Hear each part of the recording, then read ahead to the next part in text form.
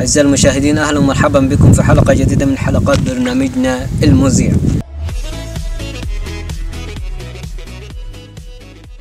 زي ما انتم عارفين احنا في مدخل بيل العين، وفي اعتقادات خاطئة ان لازم تلف حوالين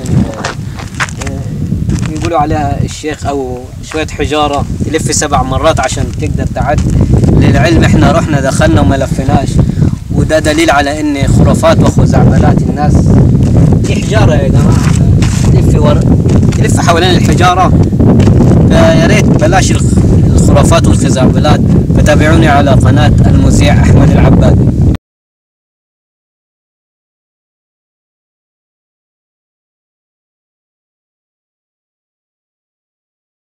الفيديو ده ل100,000 لايك، هنستناكم. تابعونا.